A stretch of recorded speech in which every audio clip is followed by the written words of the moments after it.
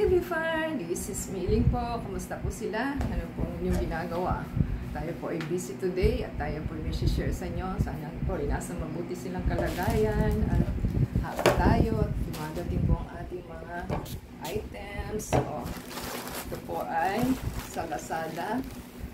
Pinadala kay Lex po at kay binenta. So, by banana, hindi banana, Victory po, banana with PH. So, tagal niya, natagalan po ito. So, ating pong tingnan kung dalawang items po pala ang atin. Ang gardening po ito. Pruning shears at saka gardening plant scissor. So, buksan po natin at nang malaman po natin at sana ay maganda.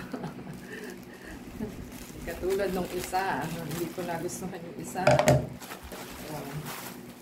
Wala pong box, bagong drop lang.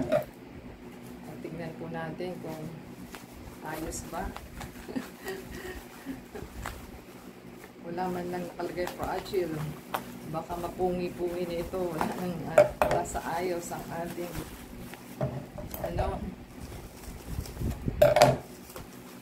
So, dalawa po siya. Ayan.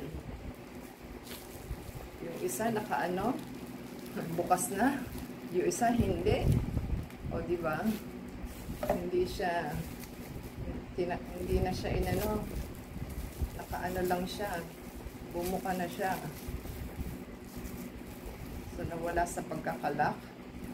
Saan ba yung lock? O, ayun. Ito ang lock. So, gumalaw po siya. So, happy po tayo sa ating items. Kaya lang, bakit dalawa? Parehong design. Powerful. Mali ang pinadala. Yung isa po kasi diretso, yung isa hindi. Diba? Eh, pareho po ito. Dapat yung isa diretso. Ay, nako. Wala din sa ayos ito. Dapat po yung isang plain. Pero pareho yung price. Yung isa po straight. Ito po yung straight. Ito yung pinadala. Eh pareho lang ito eh. Ay.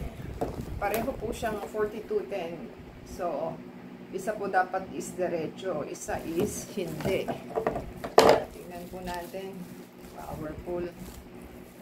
Diba? Eh, hindi naman to straight eh.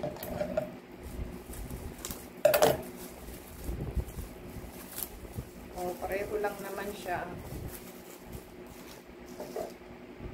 Ay, nako. Tingnan natin. Pareho, oh. Diba? Dapat yung isa po is straight na ganito. Bakit tayo bibigyan ng pareho? Eh, kaya ka nga umorder is magkaiba. Ay. Anong klase ito?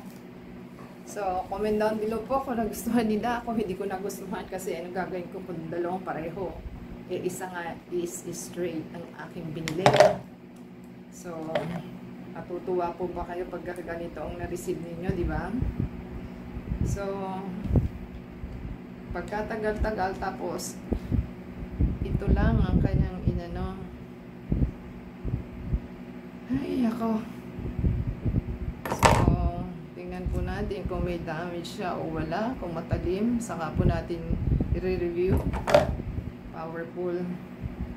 Isa naman lang mag-message kung wala. O, diba? Yun po ang kakainis sa sa online.